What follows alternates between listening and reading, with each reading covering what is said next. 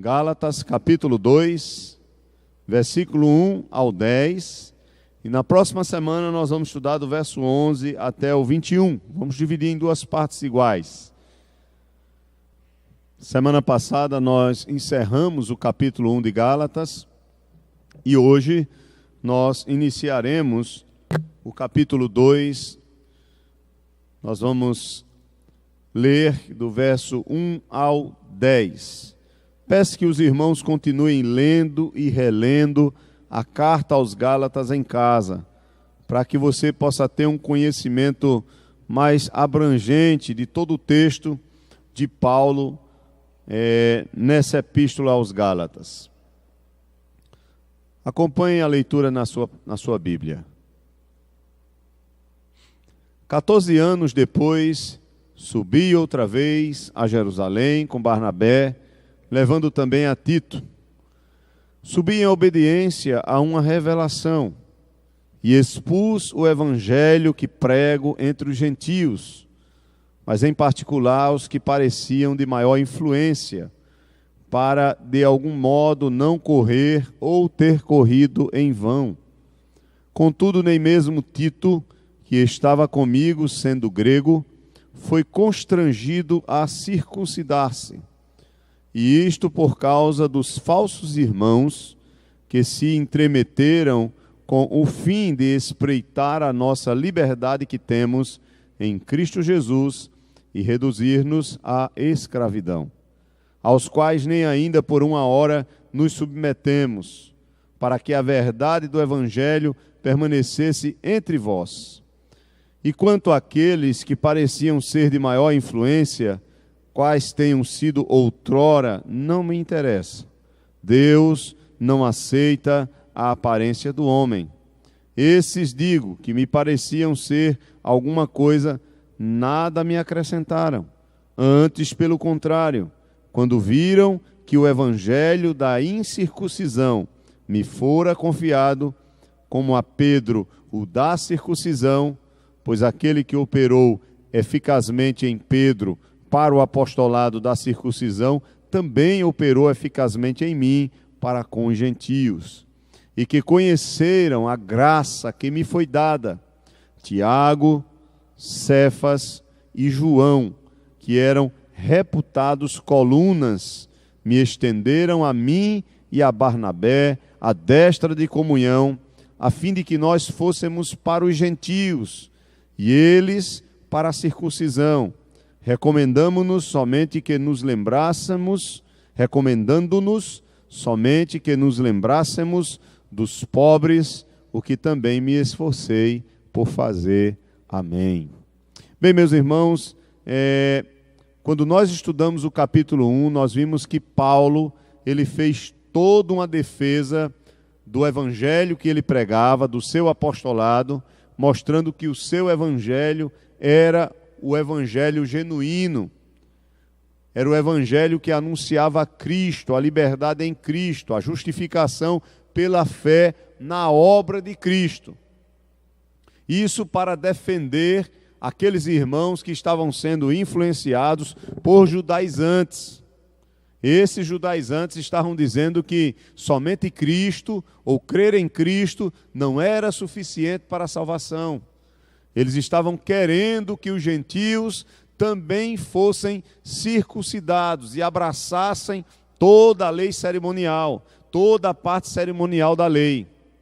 Isso trouxe muitos problemas para Paulo, para Barnabé, para os gentios. E Paulo, como líder, juntamente com Barnabé, os líderes das igrejas gentílicas, eles vão vir para uma reunião em Jerusalém, um concílio que é estabelecido para tratar desse problema que eles estavam tendo com esses falsos irmãos, judeus que se diziam convertidos a Cristo, mas que estavam visitando as igrejas da Galácia e até outras igrejas, e insistindo que aqueles irmãos não somente crescem em Cristo, mas também cumprissem com a parte cerimonial da lei, principalmente a circuncisão.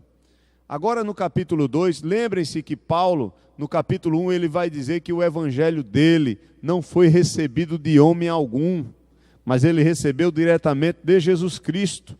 E ele vai fazer toda a defesa dessa verdade. Ele vai contar até mesmo um pouco do seu testemunho. Ele vai falar do seu passado como perseguidor. Ele vai falar do dia da sua conversão e do que aconteceu com ele depois da sua conversão.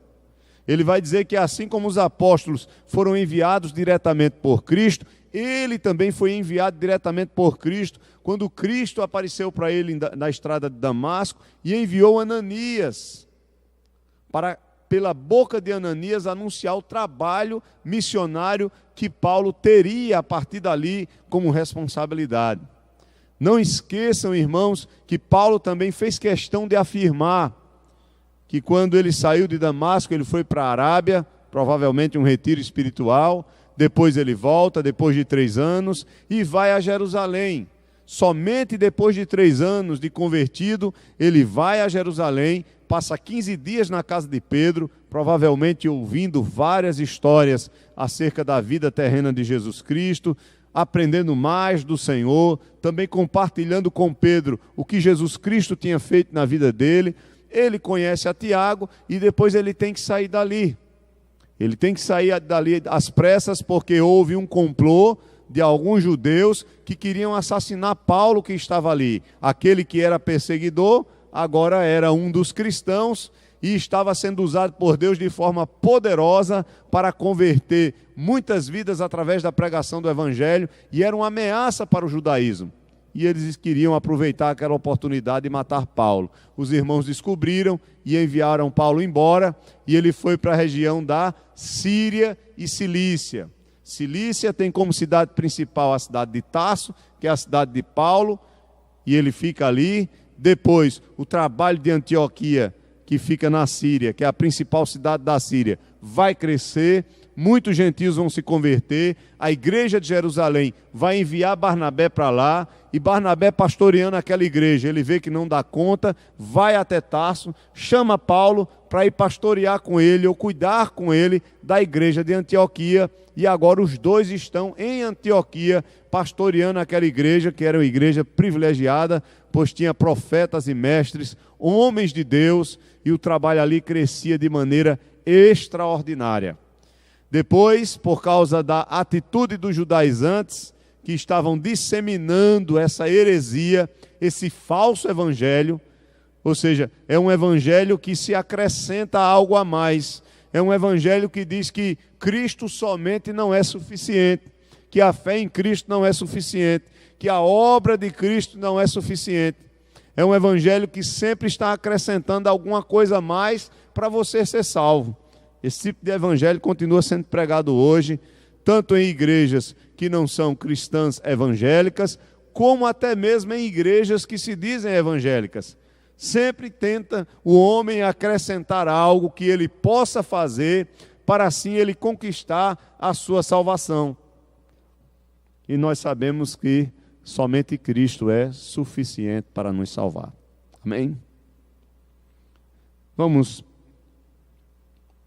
para a nossa leitura.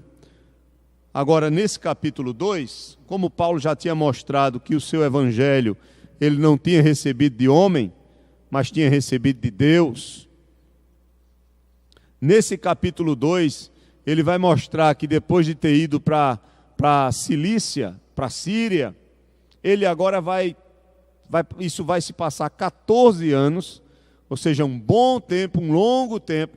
Paulo já está bastante maduro, as igrejas já estão bem fortalecidas, e ele agora vai vir para esse concílio em Jerusalém, para tratar desse problema que estava acontecendo, principalmente nas igrejas que Paulo tinha fundado ali na Galácia, onde os judaizantes estavam disseminando um falso evangelho. E Paulo vai como representante da igreja de Antioquia, não somente ele, mas ele, Barnabé e Tito. Então, nesse capítulo 2, Paulo vai mostrar agora e vai provar que o evangelho dele é tão puro e verdadeiro, que é o mesmo evangelho que as colunas da igreja pregavam.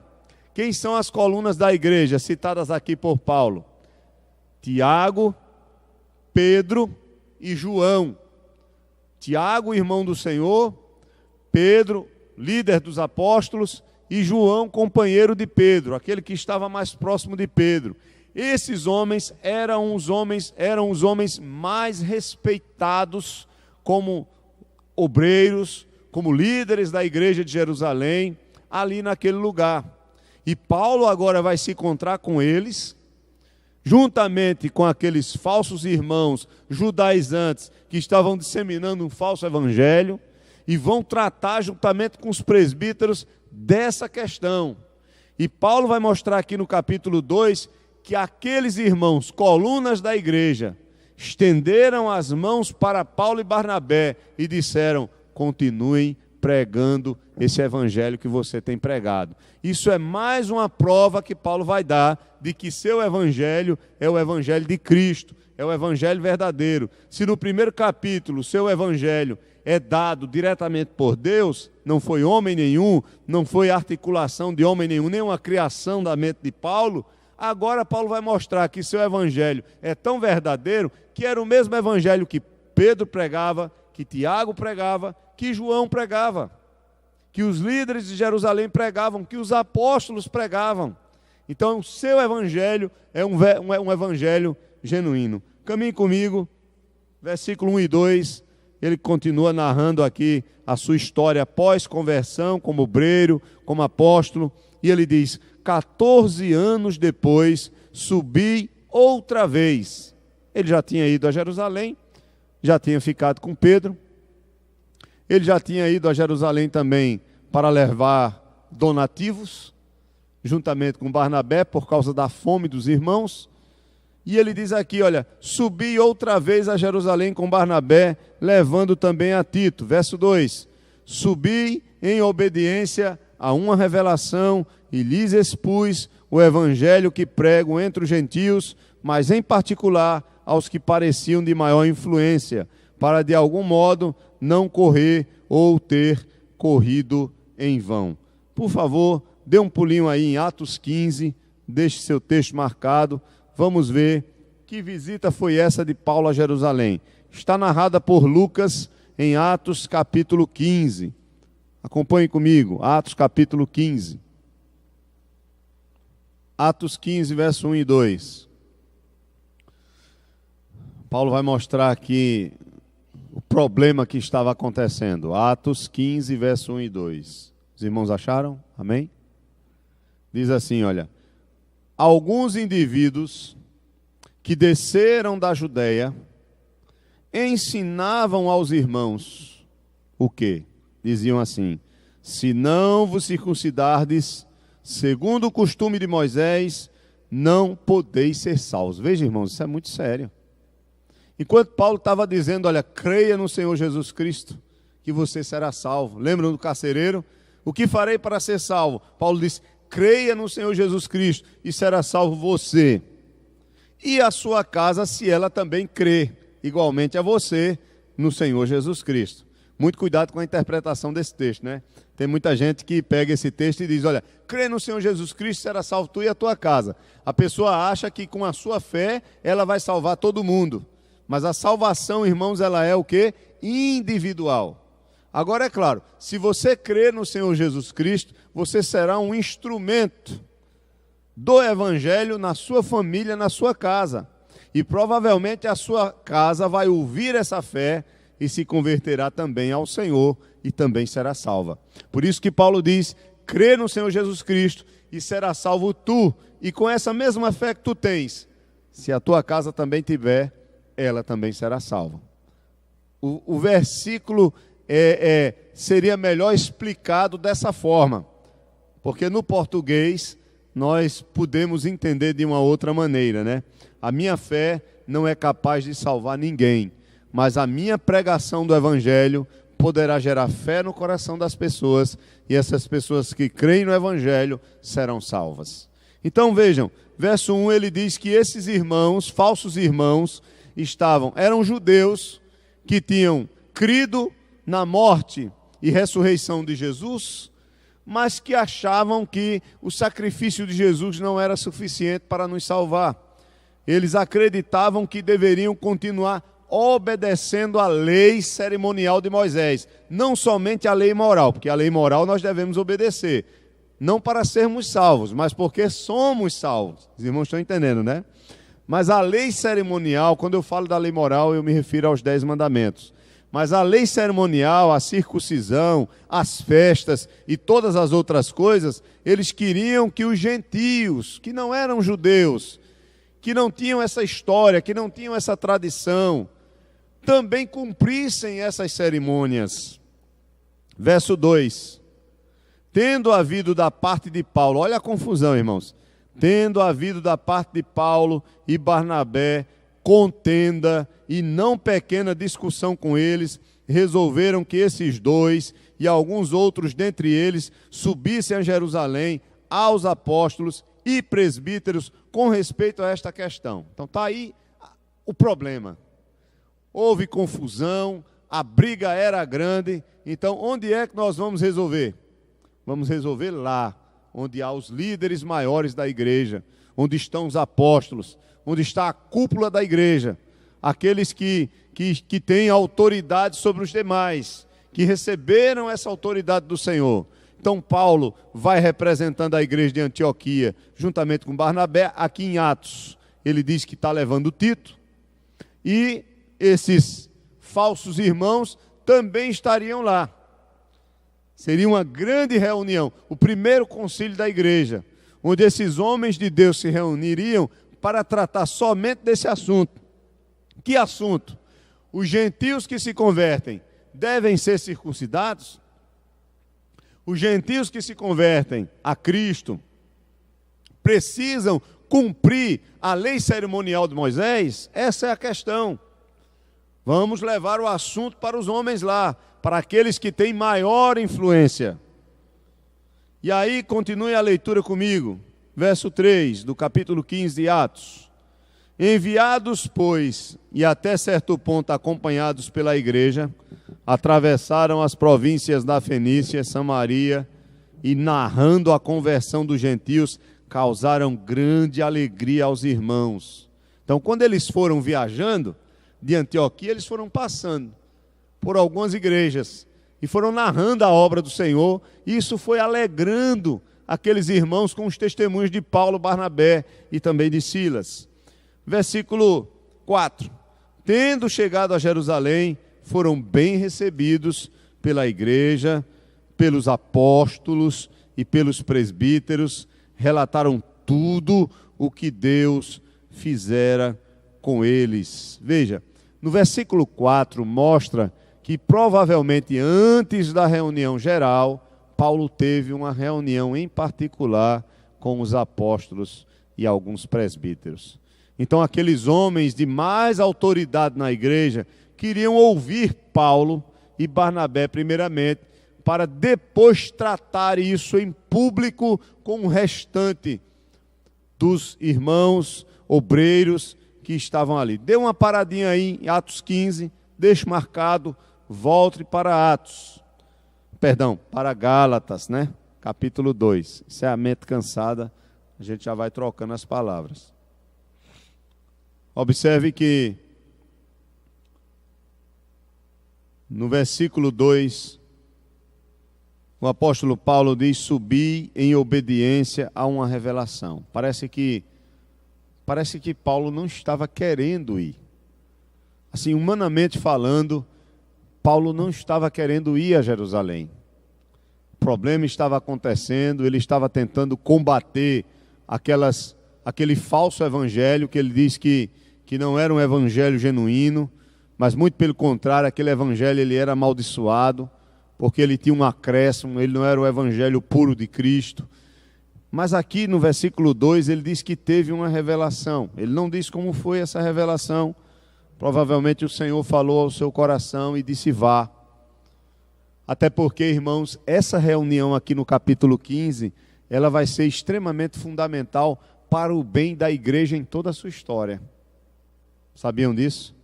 Se essa reunião não existe, e se Paulo não sai aqui apoiado pelos líderes de Jerusalém, e os judaizantes ganham essa causa, o cristianismo tinha se acabado. Tinha se tornado mais uma seita o quê? Uma seita judaica. Nós estaríamos perdidos. Veja que Deus estava dirigindo tudo. Isso nos mostra, irmãos, que Deus, Ele é o Senhor da história. Ele protege a sua igreja. Diga, irmã Maria.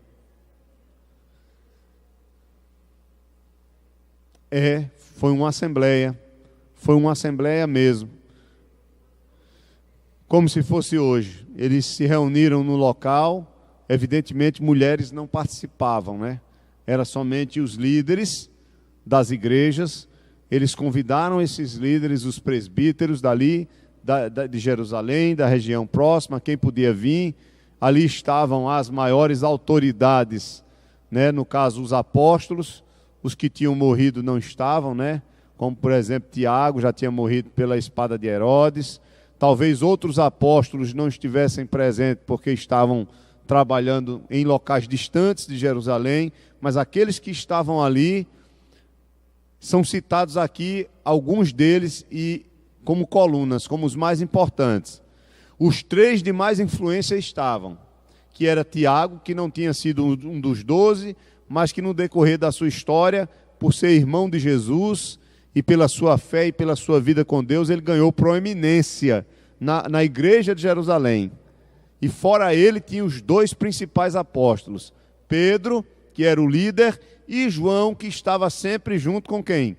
Com Pedro, eles estavam sempre juntos. Esses 2 apóstolos, mais Tiago, estavam ali, e são chamados por Paulo, aqueles de maior influência. Claro que existiam outros homens. Aqui, irmãos, nós estamos falando de homens de Deus, viu? Aqui eram homens de Deus. Aqui não havia briga pelo poder. Aqui não havia interesse financeiro. Nada disso. Esses homens estavam tratando de um assunto teológico, de um assunto bíblico. E às vezes a gente pensa que essas coisas não são importantes na igreja, mas como esses assuntos, esses temas são necessários de serem ensinados na igreja, para proteger a igreja do Senhor. Porque as coisas que acontecem por aí é um absurdo, né?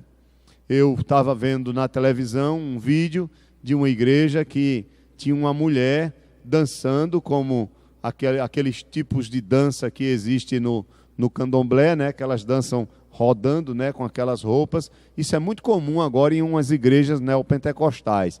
Ela estava com a espada deste tamanho na mão. Eu fiquei até com medo, porque ela tomou uma criança novinha das mãos de uma senhora. Eu não sei se era para orar pela criança, o que era. Mas ela rodou tanto com aquela criança. Eu vi a hora de derrubar aquela criança e acontecer uma tragédia. E com a espada na mão. Eu não sei se aquela espada era de mentira, era de papel, de papelão, com a folha lá prateada, sei lá. Mas com a espada na mão e rodando. Olha, isso não tem nada com o Evangelho, isso não tem nada com a palavra de Deus, isso não tem nada com culto. As pessoas perderam a noção do que é o culto. Isso não é cristão, isso não tem nada a ver com a palavra. Irmãos, o que eu quero que vocês aprendam aqui na nossa igreja para o resto da vida, não esqueçam disso, é que existem os princípios reguladores do culto. Quais são os princípios reguladores do culto? Está aqui na Bíblia. É a oração, é a palavra, a exposição da palavra e os cânticos.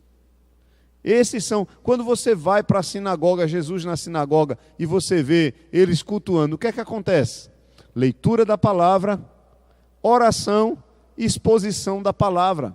Quando você vai para o Antigo Testamento, como era o culto no Antigo Testamento? Mesmo com todos aqueles cerimoniais que eram estabelecidos por Deus, nada podia ser feito sem que estivesse de acordo com a ordenação divina.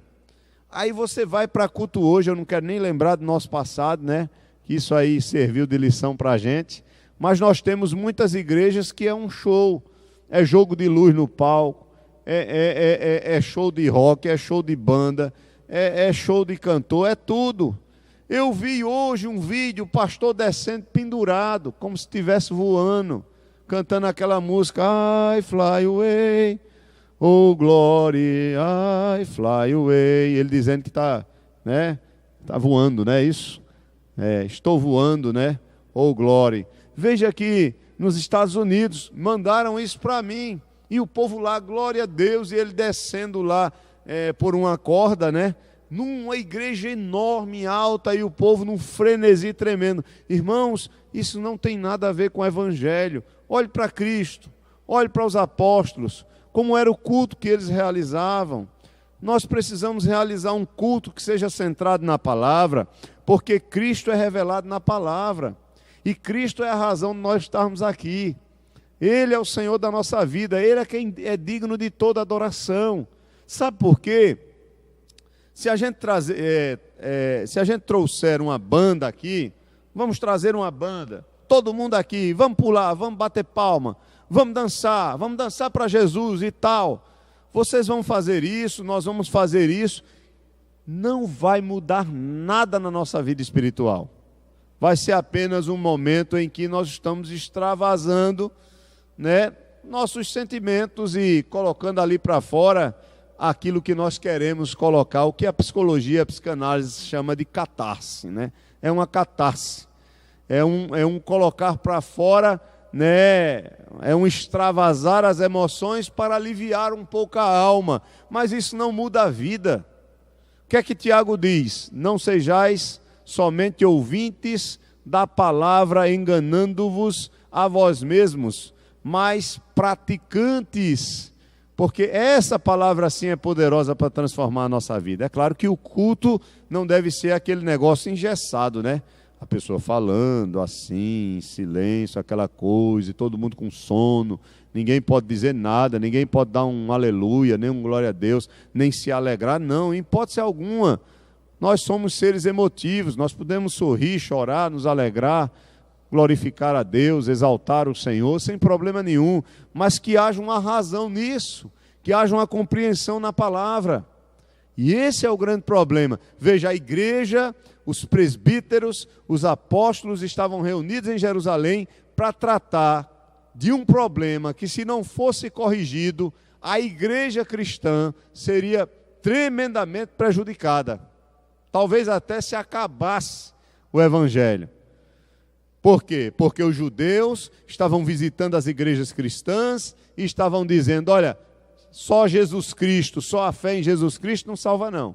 Vocês têm que fazer mais alguma coisa. Aí os gentios na inocência perguntavam, o que nós devemos fazer? Guardar a lei de Moisés. Que lei? A lei cerimonial também. Porque a lei moral eles já sabiam. Mas a lei cerimonial, o quê? Primeiro vocês têm que se circuncidar, os homens. E depois as outras coisas a gente vai acrescentando. Então não existe, houve contenda grande. E aí, veja aí capítulo 2 de Gálatas, versículo 2, Paulo diz, subi em obediência a uma revelação e lhes expus o evangelho que prego entre os gentios. Mas em particular os que pareciam de maior influência. Veja, houve uma reunião à parte de Paulo com quem? Com quem são os líderes aqui que ele cita no versículo 1? Mais na frente, aliás, né? Quando ele subiu com Barnabé, ele vai citar aqui os homens mais importantes, né? Cefas, né? Tiago e João. Esses são os de maiores influências. De maior influência que Paulo está citando aqui no versículo 2. Ele diz, olha, eu lhes expus o evangelho. Paulo disse, olha, o evangelho que eu prego é esse. Quando ele escreve aos Coríntios, ele diz que pregava quem? Cristo Jesus e este crucificado. Porque ele cria que o evangelho é o poder de Deus para salvar todo aquele que nele crê. Ele acreditava que a pregação de Cristo geraria fé no coração e a pessoa iria crer com o seu coração e confessar com a sua boca que Cristo era o seu Salvador e o seu Senhor. Veja, ele diz, lhes expus o evangelho que prega entre os gentios, mas em particular aos que pareciam de maior influência, para de algum modo não correr ou ter corrido em vão. O que é que ele está dizendo aqui? Parece que os críticos de Paulo estavam fazendo comparações entre Paulo e os outros apóstolos, dizendo, olha, Paulo não é nada. Quem realmente tem alguma autoridade é Pedro, é João, é Tiago, é Filipe, são os outros apóstolos. Esses sim têm autoridade, mas Paulo, comparado a eles, o evangelho de Paulo é outro evangelho. Aí o que é que Paulo faz? Expus o evangelho a esses homens.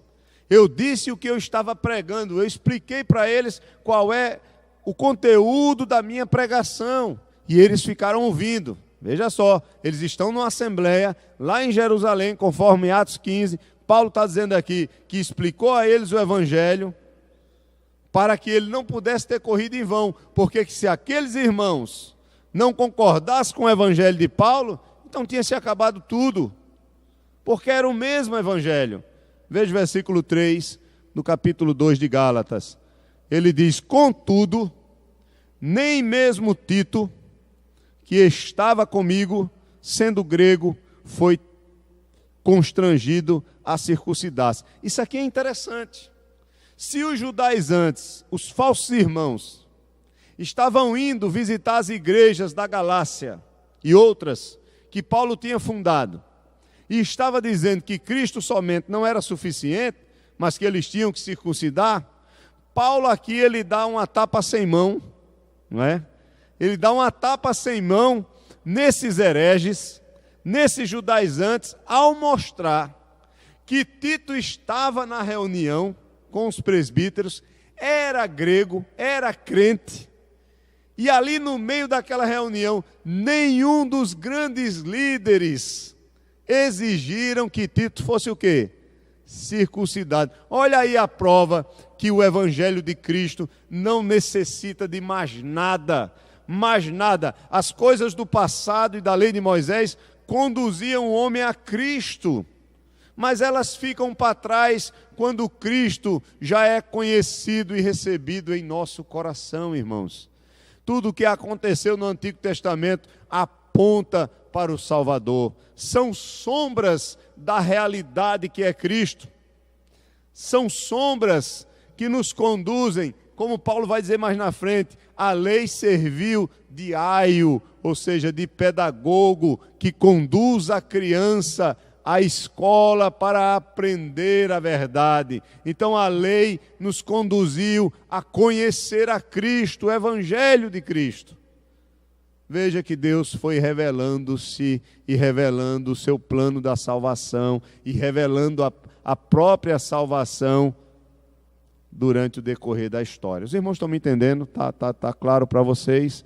Tá bom? Então veja aí versículo 3, ele diz, olha, nem Tito foi constrangido, ele estava lá no meio de Pedro, estava no meio de Tiago, estava no meio dos presbíteros, estava no meio de João, comigo, com Barnabé, e ninguém disse, está um grego aqui no nosso meio, um gentio, ele tem que se circuncidar também. Não houve necessidade disso. Todos eram considerados irmãos, uma família só, ligados pelo Espírito Santo, por causa da fé em Jesus Cristo. Então, por que os Gálatas estavam abandonando tão rapidamente o evangelho que Paulo tinha pregado, para abraçar esse falso evangelho que estava sendo anunciado pelos judaizantes? Tudo isso serve para Paulo defender e argumentar que os Gálatas estavam errados. Veja o versículo 4. Quando ele fala aqui dos de mais influência, ele não está sendo crítico não, viu, irmãos? Ele não está aqui criticando Tiago, João, Cefas, né, que é o nome aramaico de Pedro. Ele não está criticando. Ele está apenas mostrando que essa era a posição deles. E que os judaizantes consideravam eles, sim, o topo, né, da liderança cristã. E comparado a Paulo, eles consideravam Paulo bem abaixo desses irmãos. Mas no final de tudo nós vamos ver que esses irmãos que são o topo, vão estender as mãos para Paulo e vão dizer, olha, você está no mesmo nível da gente. Só que Deus está nos usando para pregar para os judeus e usando você para pregar para os gentios. No final das contas, Paulo, Pedro, João e Tiago são apóstolos do Senhor. É isso que ele vai dizer aqui. Observe verso 4, ele diz: e isto por causa dos falsos irmãos que se entremeteram. Já pensou? Esses irmãos se entremeteram. Eles entraram aqui, é como se eles tivessem entrado sem ser convidados. Se intrometeram, entraram sem serem convidados. Sem serem convidados. Porque já estava certo desde o começo que eles estavam errados. Mas eles eram audaciosos, né? E o diabo, quando ele quer usar falsos mestres, olha, realmente ele usa para tentar atrapalhar a obra do Senhor. O pastor Marcos Graconato, eu estava ouvindo, alguém divulgou o vídeo dele, eu não sei se foi no grupo dos homens da nossa igreja, muito interessante, ele falando como os falsos mestres fazem. Aí ele usou o exemplo de um mosaico. Né? Ele disse, olha, um mosaico ele é feito com várias pedrinhas. Aí ele diz, você pega um quadro, né, um mosaico ali com várias pedrinhas, e ali tem um desenho bem bonito. Um castelo, alguma coisa. Eu não me lembro qual foi a figura que ele usou. Hã?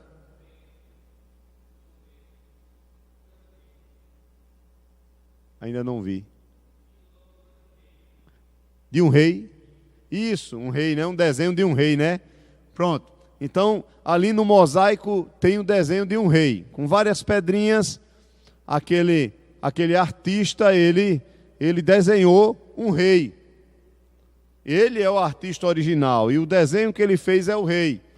Aí ele diz que os falsos mestres eles fazem o seguinte: eles pegam aquelas pedrinhas e modificam e fazem o desenho que eles querem, não é isso? E aí alguém pode argumentar, mas como é que pode? Não é para ser o rei? Aí eles dizem, não, mas eu estou usando as pedrinhas certas. É como se eles dizem, não, está aqui. É como se essas pedrinhas fossem a palavra de Deus.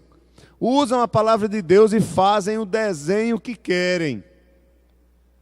Esse é o perigo. Os falsos mestres fazem isso. Eles vão tentar sempre argumentar as atitudes deles usando a palavra de Deus. Quando você liga a sua televisão lá, em algum canal desse, né, da IURD ou de qualquer outro canal, vocês podem observar que eles vão tentar argumentar, embora de maneira grosseira, com textos bíblicos, o que eles querem afirmar.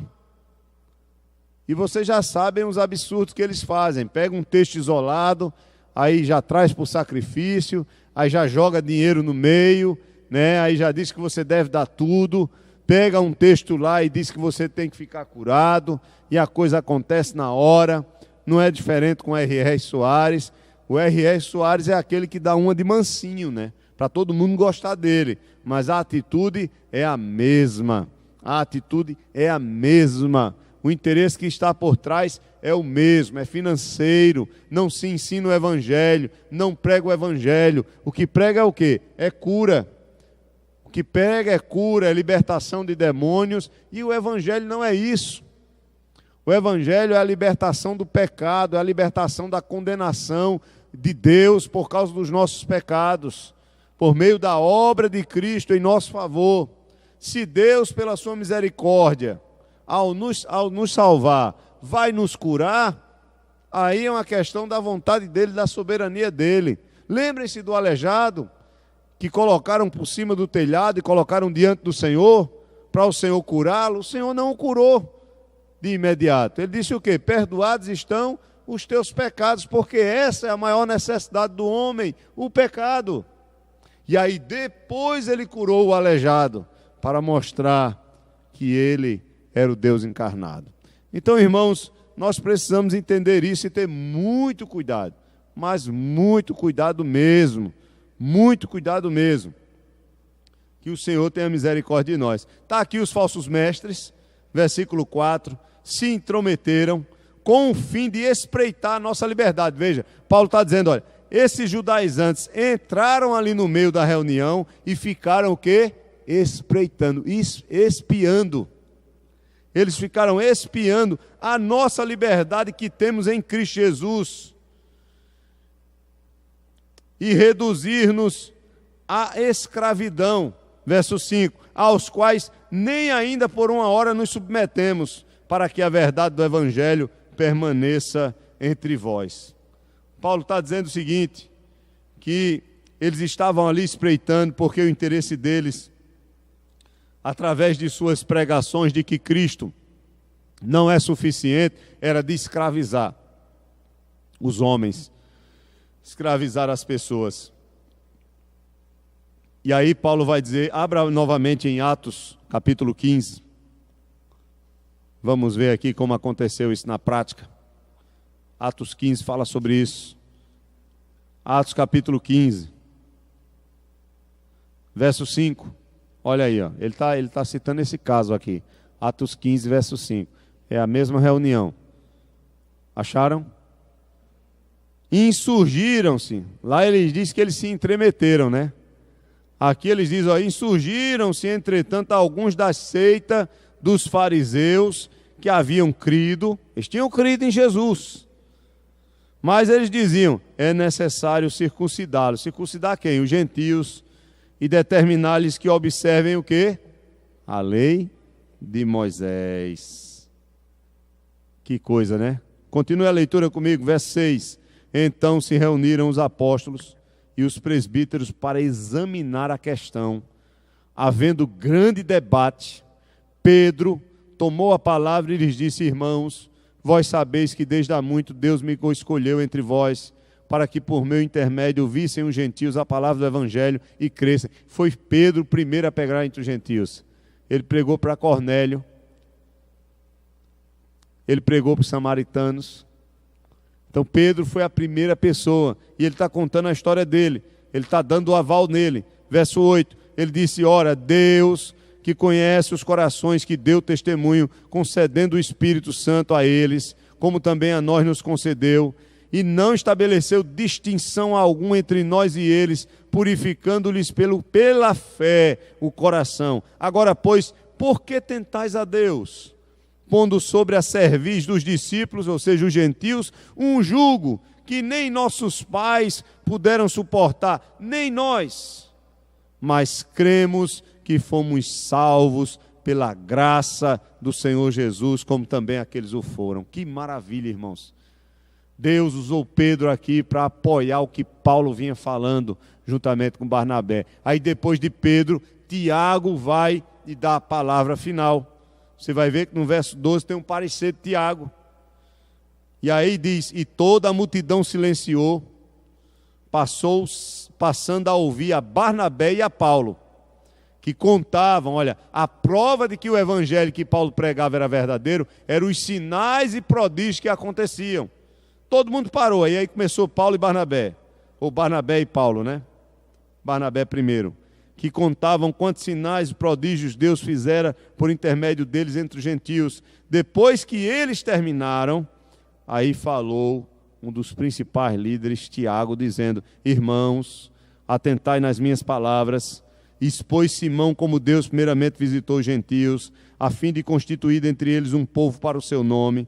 Conferem com isto as palavras dos profetas, como está escrito, cumpridas estas coisas, voltarei, reedificarei o tabernáculo caído de Davi, e levantando de suas ruínas, restaurá-lo-ei, para que os demais homens busquem o Senhor, e também todos os gentios sobre os quais tem sido invocado o meu nome. Ele cita Amós, irmãos. Amós capítulo 9, 11 e 12. Diz o Senhor que faz estas coisas conhecidas desde séculos. Pelo que julgo eu, não devemos perturbar aqueles que dentre os gentios se convertem a Deus, mas escrever-lhes que se abstenham das contaminações dos ídolos, bem como das relações sexuais ilícitas, da carne de animais sufocados e do sangue, porque Moisés tem em cada cidade desde tempos antigos os que o pregam nas sinagogas, onde é lido todos os sábados. Volto para Gálatas. Amém? Está claro para vocês? Então, Paulo, desde o começo, ele está provando. Primeiro, o evangelho que eu recebi foi dado por Deus, não por homem nenhum. Segundo, o evangelho que eu recebi é o mesmo evangelho que os apóstolos pregam. E eles me apoiaram. No mesmo evangelho que eu prego, recebi apoio deles, porque é o mesmo evangelho. Agora, eles não concordaram com as exigências dos judaizantes, com o falso evangelho que eles estão levando para vocês, ó Gálatas, e vocês estão abandonando o evangelho verdadeiro para abraçar esse falso evangelho que é anátema, que é maldito, que é amaldiçoado. É isso que ele está dizendo aqui no capítulo 2, o que está implícito aqui nessas palavras do capítulo 2. Veja, irmãos, versículo 6. 5 e 6. Aos quais nem ainda por uma hora nos submetemos. Paulo diz que nem por um momento ele aceitou ou se submeteu à vontade desses falsos mestres, para que a verdade do evangelho permanecesse entre vós. E quanto àqueles que pareciam ser de maior influência, e eram, né? Pedro, Tiago e João, quais tenham sido outrora, não me interessa. Paulo está dizendo, olha, eu não estou preocupado, embora respeitasse a autoridade deles, mas Paulo estava tranquilo porque ele entendia, Deus não aceita a aparência do homem. Esses, digo, que me pareciam ser alguma coisa, nada me acrescentaram. Ele não está fazendo nenhuma crítica aqui aos apóstolos, mas ele está dizendo aqui, olha, o evangelho que eu prego, o que eu pregava entre os gentios, esses homens que tinham autoridade, que tinham influência, eles não acrescentaram nada. Por quê? Porque era o mesmo evangelho. E ele diz mais, o Deus que conhece o coração deles, é o Deus que conhece o meu coração e a minha vida. Eles são da minha vida. Porque o que importa não é a aparência externa, né? Lembram de Samuel? Lembram de 1 Samuel? Que é que 1 Samuel 16, 7 diz? Que o Senhor não olha a parte, a aparência do homem, mas sim o seu coração. Quando Samuel foi escolher o próximo rei, a ungir o próximo rei. Lembram que Jesus falou? Abra aí Mateus 22, deixa marcado Gálatas, já estamos encerrando. Abra aí Mateus 22. Como a hora passa rápido, hein? Mateus capítulo 22, versículo 16. E enviaram-lhe discípulos juntamente com os herodianos para dizer-lhes, mestre, sabemos que és verdadeiro e que ensinas o caminho de Deus, de acordo com a verdade, sem te importares com quem quer que seja, porque não olhas a aparência dos homens. Amém? Nós é que somos preocupados com isso, né? O mundo, né, olha muito a aparência externa, mas o Senhor, Ele conhece o nosso coração. Ele sabe quem realmente somos. Salmo 139, o salmista diz, Senhor, Tu me sondas e me conheces. Sabes tudo ao meu respeito. Louvado seja Deus por isso. Porque mesmo que algumas pessoas possam nos julgar pela nossa aparência, o Senhor sabe todas as coisas. Ontem eu estava fazendo uma caminhada e eu encontrei um rapaz que ele já veio aqui na igreja várias vezes. Ele tem problema com drogas. E como eu estava de chapéu, né?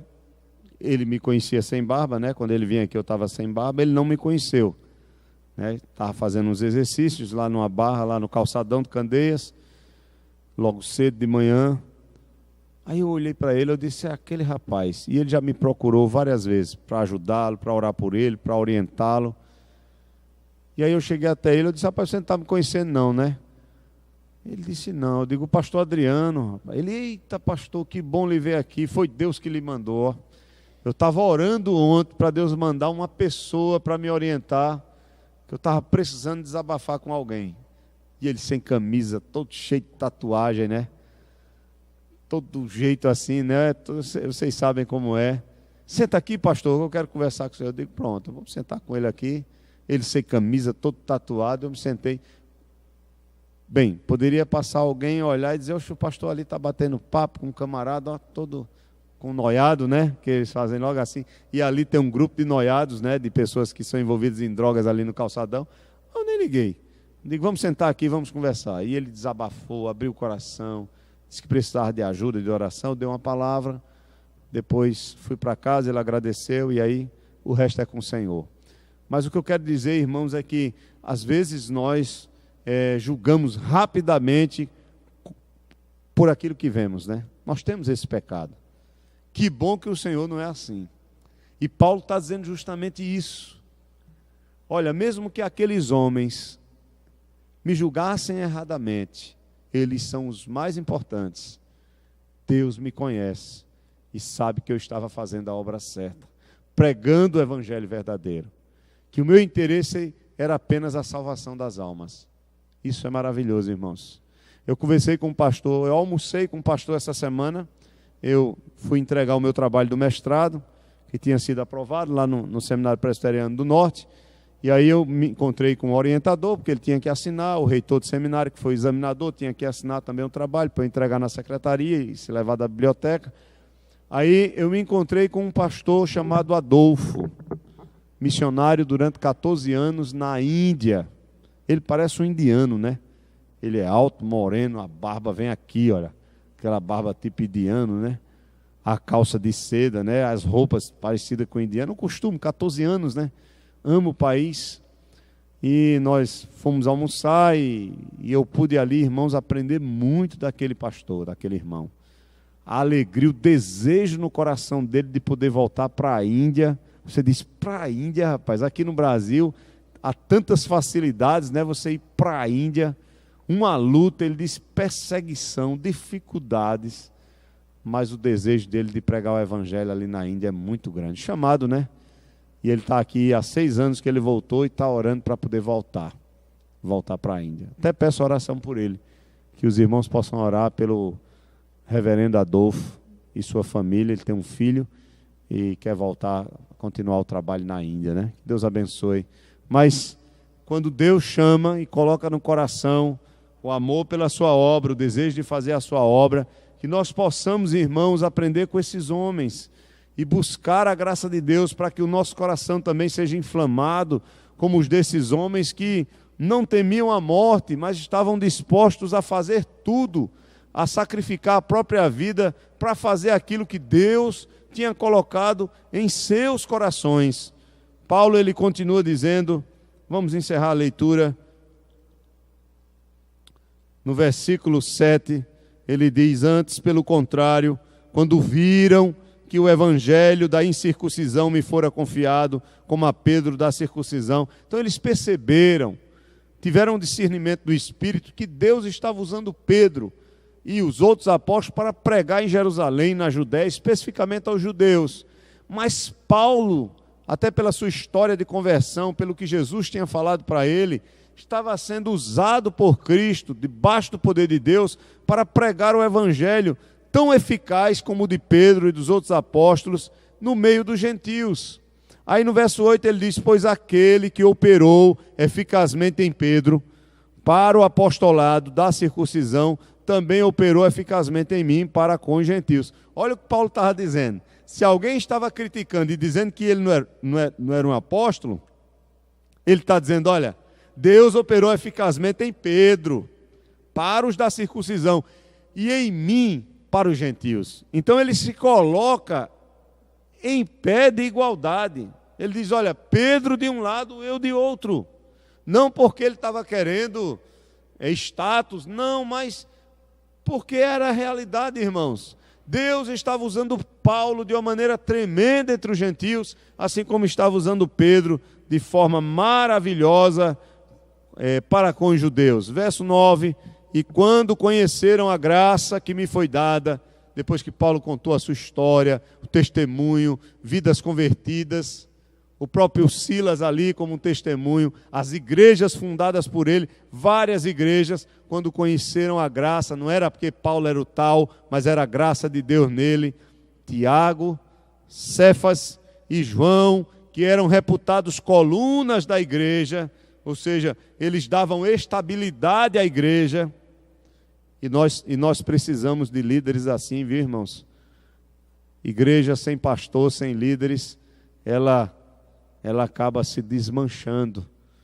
É necessário que Deus levante homens para trazer estabilidade à obra dele, as igrejas que estão espalhadas em todo o mundo, as igrejas locais. E ele faz isso, como ele diz em Efésios capítulo 4, que ele dá um para apóstolos, para profetas, para evangelistas, pastores e mestres, para edificar o corpo, para edificar a igreja, para proteger a igreja dos falsos mestres.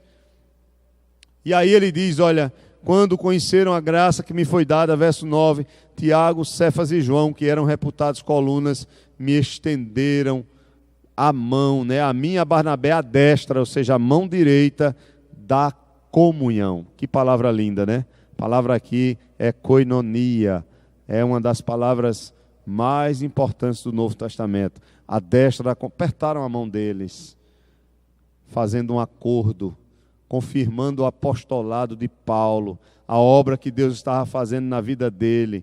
E diz, a fim de que nós fôssemos para os gentios e eles para a circuncisão, recomendando-nos somente que nos lembrássemos dos pobres, o que também me esforcei por fazer. Amém? E aí teríamos muitos versículos para a gente ver, mas não precisa. Vocês sabem que o esforço de Paulo em relação aos pobres foi enorme. Lembram que ele realizou uma grande coleta nas igrejas da Macedônia e da Acaia para os pobres de Jerusalém. Ele já tinha vindo outra vez com Barnabé levar ajuda no capítulo 11 de Atos dos Apóstolos aos irmãos.